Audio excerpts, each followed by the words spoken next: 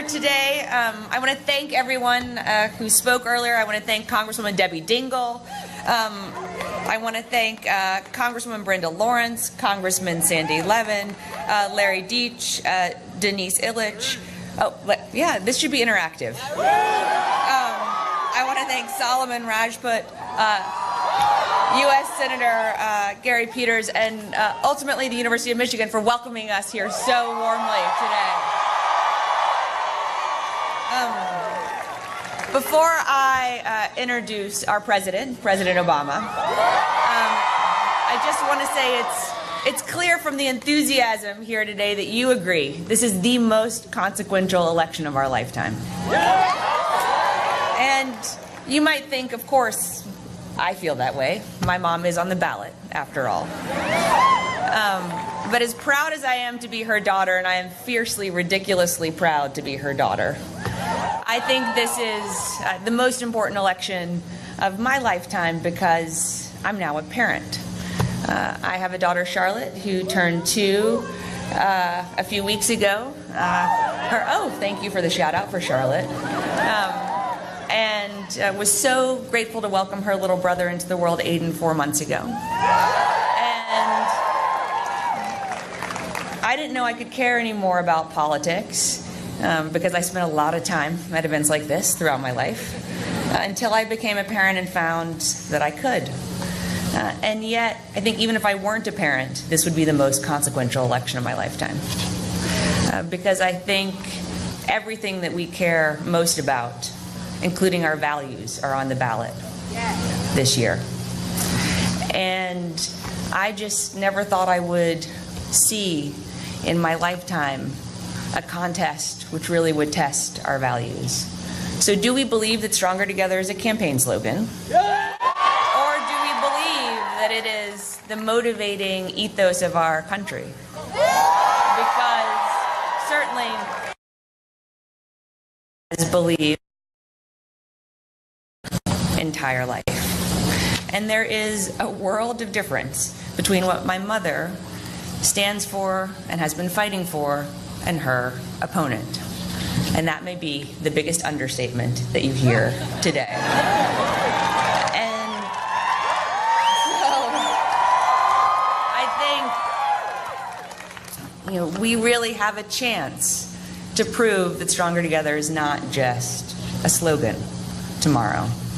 And we have a chance to prove that that is who we are when we are at our best. And it is what my mother has always believed and fought for and defined her life by. And so I am really proud of her. And I'm really proud of the campaign that she has run based on those values that we all clearly hold dear. And I am proud of her work making progress on behalf of families and children for literally longer than I've been alive. And so while she's fought so hard for so long, she just never gives up. Because she never forgets who she's fighting for. And we've seen that again and again, even in these last few weeks. Recently, my mother was with our amazing First Lady, Michelle Obama, and she announced a new plan to combat the epidemic of bullying in our schools, which is a serious problem for our kids, for our teens, for our families. That's my mom. Even this late in the election, she's announcing new plans to answer the concerns that we're confronting. And on the other hand, we have her opponent, who's continued his campaign of divisive, demeaning rhetoric, which in part is fueling the very bullying in our schools that my mom wants to stop. So yes, our values are on the ballot this year, as is so much else. If you care about health care and protecting and expanding the Affordable Care Act, you have to vote. My mom has the largest plan for the largest investment in new jobs since the Second World War. So if you care about the economy and you care about jobs, you have to vote. She will protect the right of women to make our own healthcare decisions. So if you care about choice, you've got us to be a country where my mom is the only candidate who believes that climate change is real and a real threat, and she has a real plan to address it. So if you care about climate change, you have to vote.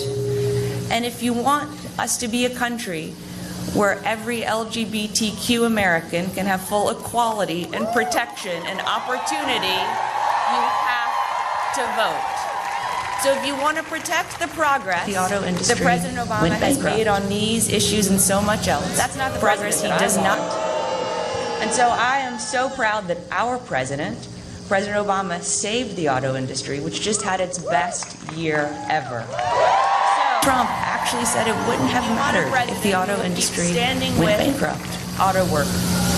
That's not the president that I want. And so I am so proud that our president, President Obama, saved the auto industry, which just had its best year ever. So, if you want a president who will keep standing with auto workers and standing with and for union workers, you've got to vote. If you want to build on the progress that President Obama has made on student debt and student loan reform, you've got to vote.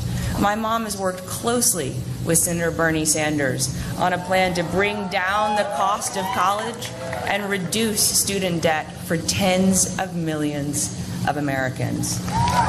So, whatever it is that has brought you here today, please make sure it takes you to the polls tomorrow. I am inspired every single day by President Obama and all that he has accomplished for our country, for our world, for our future. I am so proud that my children were born while he was our president. We have to build on his remarkable legacy, and there's no one who can make that case better than he can. So it is my tremendous honor to introduce our president, President Barack Obama.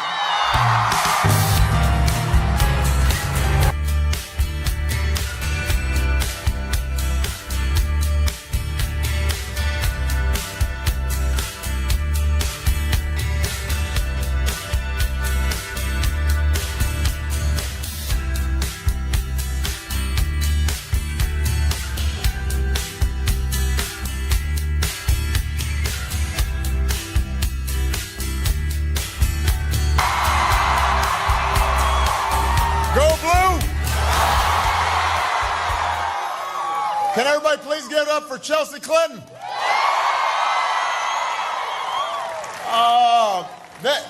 Who arranged the weather today? Was it you? Nice job. It is good to be back in Ann Arbor, and I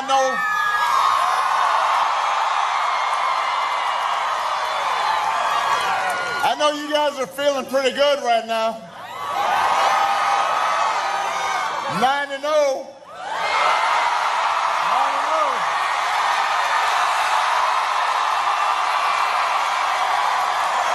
It's impressive. Although I talked to Coach Arbor, he's all like, no, next game. We got a long way to go. So he's focused. And I need you to stay focused. Because I'm asking you to pull off another victory this week. We've got one more day, Michigan. One more day. I love you back. I do. But tomorrow, you will choose whether we continue this journey of progress or whether it all goes out the window.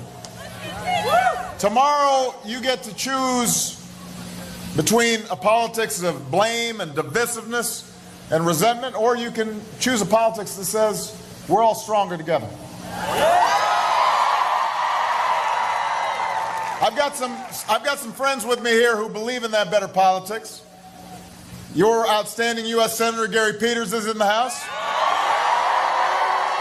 Representative Debbie Dingell, Representative Brenda Lawrence, Representative Sandy Levin. Some people who aren't quite as famous, but I want to take a minute to thank, because I'm feeling a little sentimental. This is going to be probably my last day of campaigning for a while.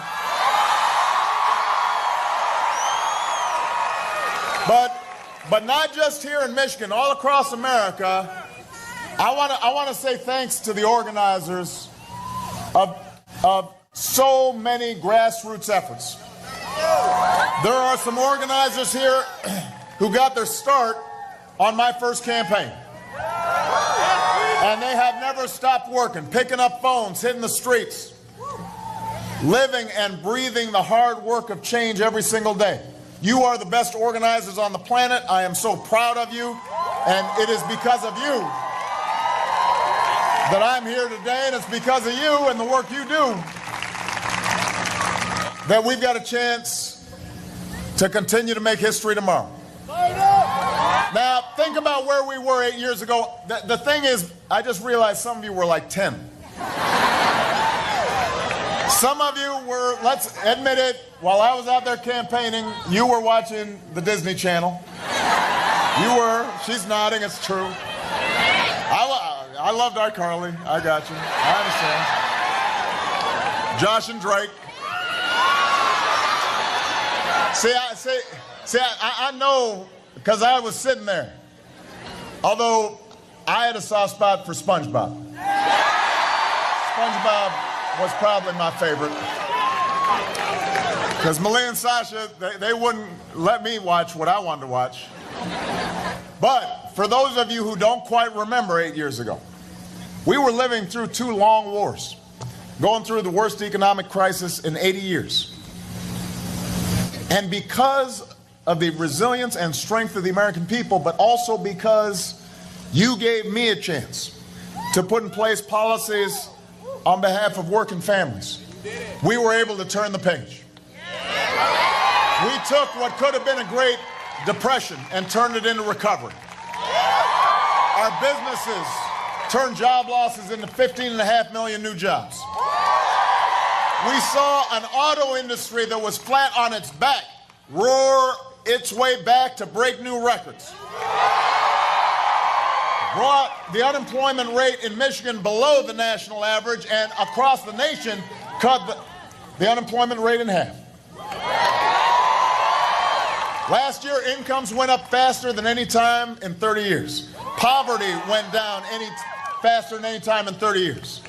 20 million Americans have health insurance that didn't have it before.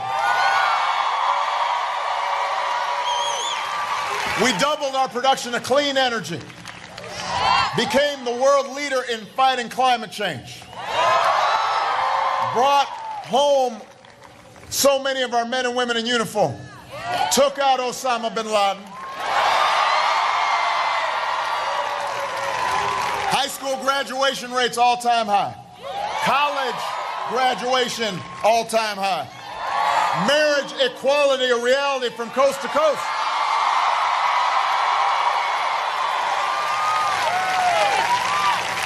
That happened because people in 2008 decided to choose hope over fear. And over the course of these 8 years, all across 50 states, I've always seen what made America great. I have seen you. Americans of every faith, every background, Republicans and Democrats, who understand that we're stronger together. Young, old, men, women, black, white, Latino, Asian, Native American, people with disabilities, gay, straight, all of us pledging allegiance to the red, white, and blue. That's the America I know, and there's only one candidate in this race who's devoted her life to that better America, and that is the next president of the United States, Hillary Clinton.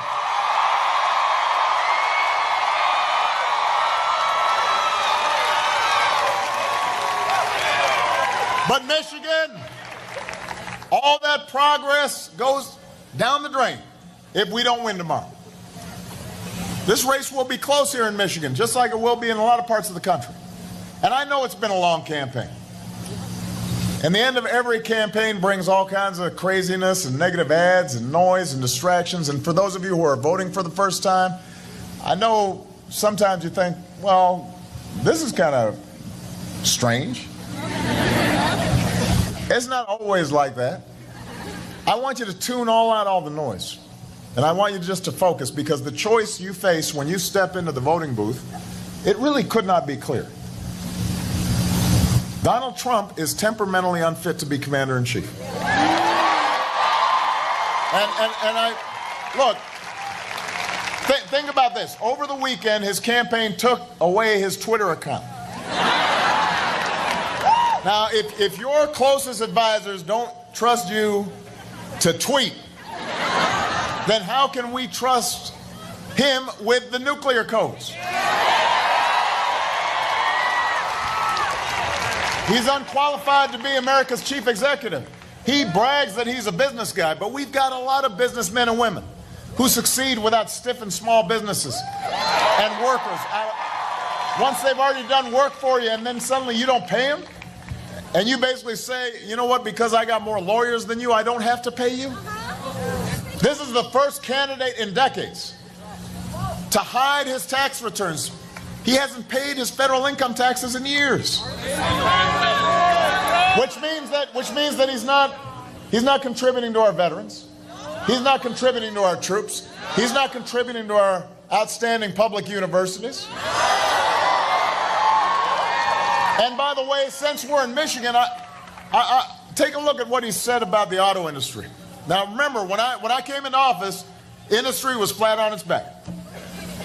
And we made some tough decisions to bring workers, management, everybody together in order to revitalize the industry. Just last summer, Donald Trump said, you could have let it go bankrupt, frankly. Wow. Now, wow.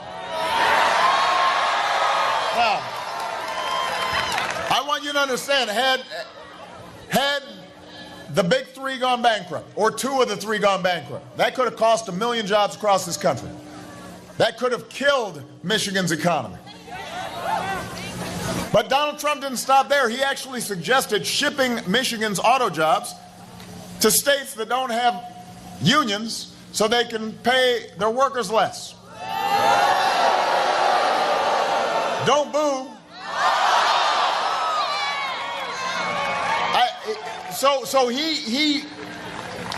He said this. Look it up. He said, squeeze Michigan, make Michigan hurt, then your auto workers would have no choice but to accept less pay. That is not somebody who's a champion for working people. Don't boo. Oh, he can't hear your boos, but he'll hear your votes tomorrow.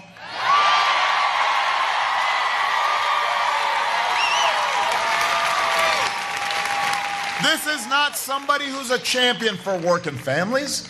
For all his tough talk about China, he uses Chinese steel in his hotels. He's giving jobs to Chinese steel workers, not American steel workers. For all his tough talk on trade, the trade war he threatens to trigger might well damage the auto industry all over again. You gotta go. Every time my administration has brought a trade enforcement case against China that's been decided, the United States of America's won. That's how you stand up for American workers. So to every auto worker on the assembly line right here in Michigan, to every small business owner, every barkeep, every teacher in communities that depend on the auto industry, I think I've earned some credibility here. Plants that were closing when I took office are working double shift now. The auto industry has record sales. I think I've earned some credibility here. Manufacturing jobs have grown at the fastest rate since the 90s. When another Clinton was president, I think we've earned some credibility here. So when I tell you that Donald Trump is not the guy who's going to look out for you, you need to listen. Do not be bamboozled. Don't fall for the okie doke. In his 70 years on earth, The Donald has never shown any regard for working folks. I don't think he knows working people, except for the folks who clean up in his hotels and the folks who mow the fairway on his golf course. He didn't care about working people then, he won't now. Meanwhile, Hillary Clinton is going to put forward the biggest investment in new jobs since World War II. Plans. She's got plans to grow manufacturing, plans to boost people's wages, plans to help students with their college debt. Specific plans, not vague plans, not imaginary plans, not plans that don't add up. She knows how to do it. And that's why she needs to be the next president of the United States as long as you vote.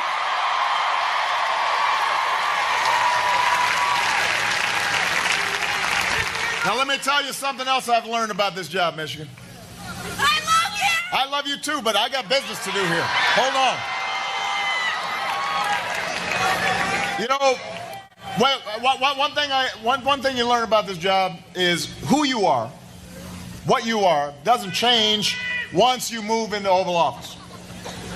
It only gets magnified. A spotlight is put on you. It's like an EKG for your character. If you denigrate minorities before you take office, then you'll denigrate minorities after you take office. If you think of immigrants as criminals and rapists when you're running for office, then that's how you're going to think once you're in office. If you mock people with disabilities or treat women as objects, calling them pigs and dogs and rating them on a 1 to 10 scale instead of based on their character and intelligence, then that's how you're going to think when you're in office. If you insult POWs and talk down our troops and say you know more than our generals do about fighting terrorism, even though you don't know the difference between Shia and Sunni, then that's how you're going to conduct yourself as a commander-in-chief. You know, it's bad being arrogant when you know what you're talking about. But it's really bad being arrogant when you don't know what you're talking about.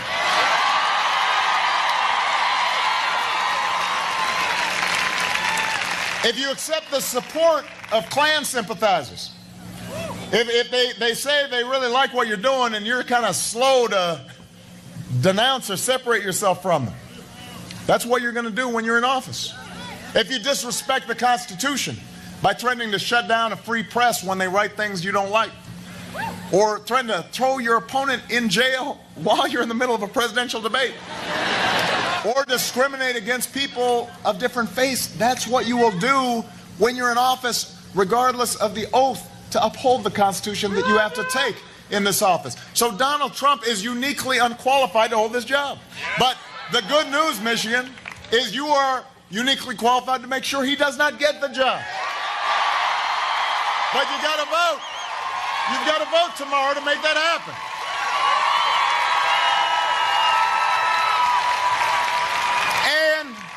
The good news is you don't just have to vote against something. You actually have a candidate who's worthy of your vote. A candidate who is smart. A candidate who's steady. A candidate who's tested. Probably the most qualified person ever to run for this office. The next president of the United States, Hillary Clinton. I will tell you, sometimes I get frustrated watching the coverage of this election. There's a bunch of it that has not been on the level. But I want to tell you something right now. The way campaigns have unfolded, we just start accepting crazy stuff as normal.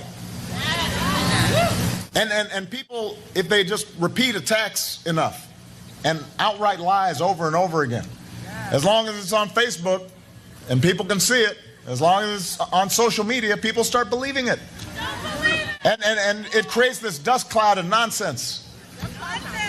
So I've had to bite my tongue after a lot of the nonsense I've heard about Hillary. I know Chelsea has. Can you imagine? Just crazy conspiracy theorizing. But I know Hillary.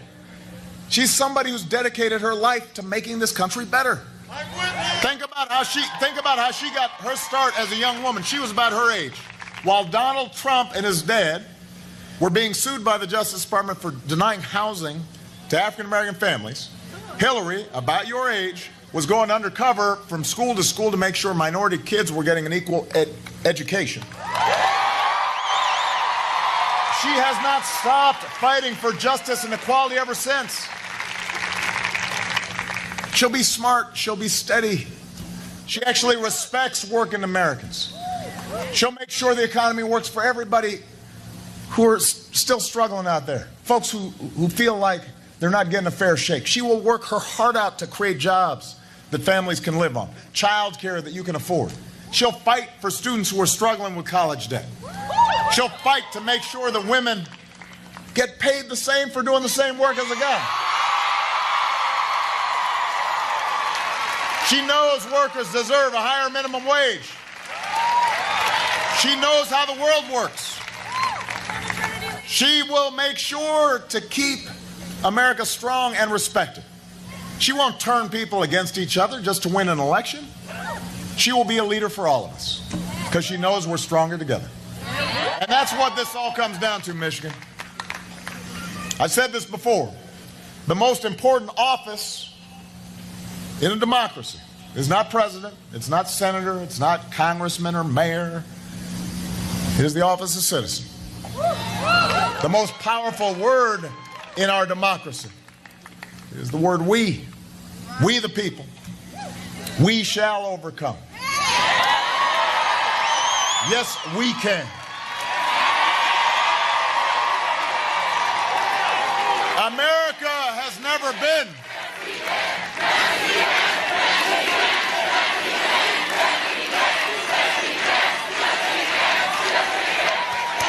America is not about what one person can do for you. I didn't say yes I can. I said yes we can. I told you I wasn't a perfect man, wouldn't be a perfect president, but I said I will work alongside you. I will work as hard as I can to make sure that all of us together can advance the causes we believe in. What we can achieve together through this sometimes frustrating, often slow, but ultimately enduring role that we play in self-government. This is what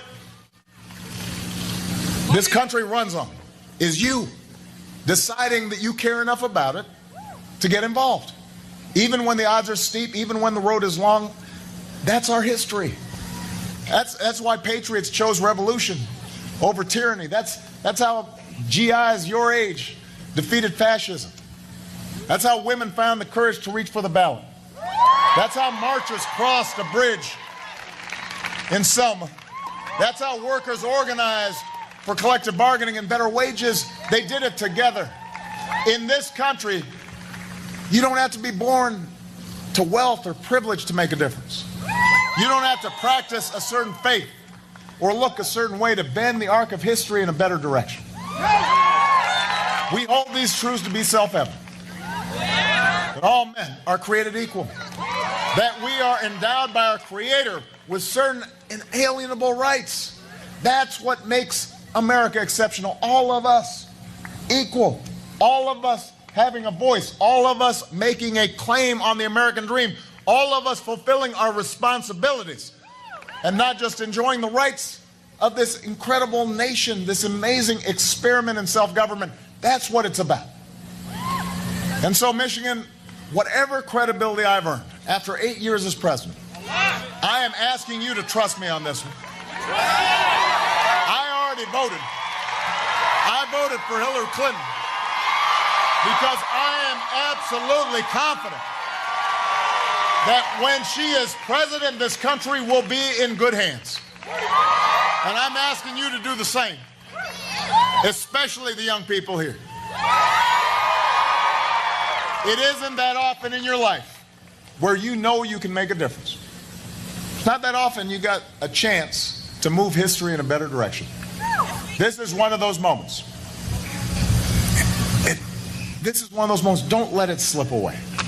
You have the chance to reject a coarse, divisive, mean-spirited politics that would take us backwards.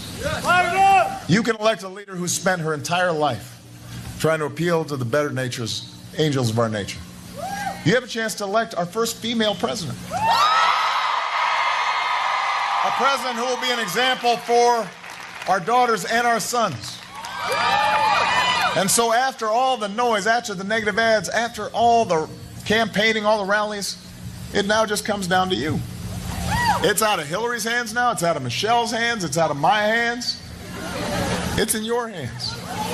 The fate of our democracy depends on what you do when you step into that voting booth tomorrow. How many people you bring to make sure they vote. Do not fall into the easy cynicism that says your vote doesn't matter, all politicians are the same. That's what special interests and lobbyists, my opponents, Hillary's opponents, that's what they want you to think, so you don't go vote. Your vote matters. There are states where I won 2 votes a precinct. That's how I won that state. Your voice matters. Your voice makes a difference. I have heard it. And for all the tough lessons that I've learned during this presidency, for all the times I've fallen short, I have told Hillary, and I'll tell you, what's picked me up every single time, what has gotten me working as hard as I can, even when I'm discouraged, even when I'm down, it's been you, the American people. Yes, you go. Time and again, you've picked me up. The auto worker in Detroit who won the lottery but didn't kick back and retire, bought his wife one of the new cars he'd built, kept clocking away because he loved his work. That's who I think about. The young woman in Sterling Heights who wrote me 7 years ago to say she was worried about her family's future in Michigan, then checked in again to say this year that her dad's supply company was hiring. She was working her way through Macomb Community College. She kept me going. The woman in North Carolina was stripped from the voter rolls a few weeks ago, but insisted on winning her registration back, wrote me and said, I remember the victories previous generations won for me and generations after me. I can assure you, Mr. President, I will keep fighting. If I haven't stopped fighting at 100 years old, then neither can you. A 100-year-old woman, if she's not tired, I'm not tired. She's kept me going. So Michigan, I ask you to do for Hillary what you did for me. I ask you to carry her the same way you carried me. I ask you to make her better the same way you made me better. And tomorrow, if you're willing to stand with me again, if you're willing to get your friends and neighbors and co-workers to the polls again, if you're willing to reject fear again, if you're willing to embrace hope again, then we will finish what we started. We will elect Hillary as president. We will remind the world why the United States of America is the greatest nation on earth. Yes, we can. Let's get to work. God bless you.